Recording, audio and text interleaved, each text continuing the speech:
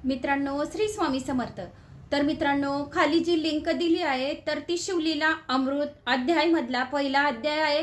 15 February रविवारी महाशिवरात्री येत आहे, तर यासाठी शिवलीला अमृताचे 1 ते 14 अध्याय महाशिवरात्री पर्यंत येतील। तर दररोज एक अध्यायांचे पारायण करायचे। एक अध्याय केले म्हणजे आपल्याला 1000 रुद्राभिषेक केल्याची पुण्यफळाची प्राप्ती होईल, 1000 गाई ब्राह्मणाला दान केल्याची पुण्यफळाची प्राप्ती होईल।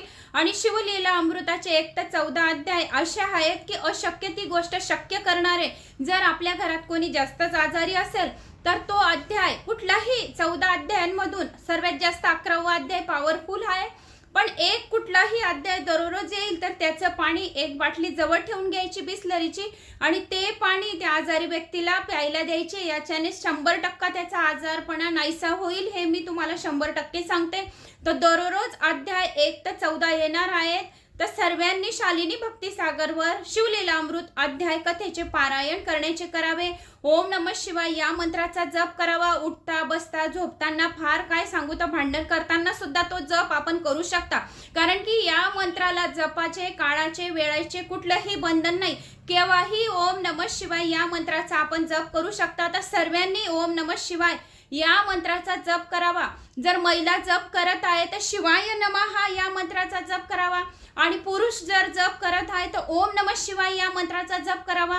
पण महिला पण आहेत तर आपल्या पण तोंडात ओम नमः शिवाय पण येतं, तर काही हरकत नाही। शिव शिव सुद्धा बोलले तरी सुद्धा चालेल। शिवलीला अमृताचा अध्याय 4 असा आहे की त्यामध्ये एक शूद्र स्त्रीने दारूच्या नशेमध्ये बकरीचे वासरू समजून तिने गाईचे वासरू कापले आणि तिने फक्त एवढंच व्यक्त केलं की शिव शिव माझ्याने हे काय पाप झाले, तरी सुद्धा तिने गाईचे वासरू कापून घेतले, ते शिजवले आणि तेच शिजवलेले शिजवून तिने तेच खाल्ले मांस, तरी सुद्धा भगवान शिव तिच्यावर प्रसन्न झाले आणि शिवदूत तिला घ्यायला आले। तर का तिच्या पदरी फक्त एवढंच पुण्य होतं की तिने 2 वेळा शिव शिव या अक्षर बोललेले होते।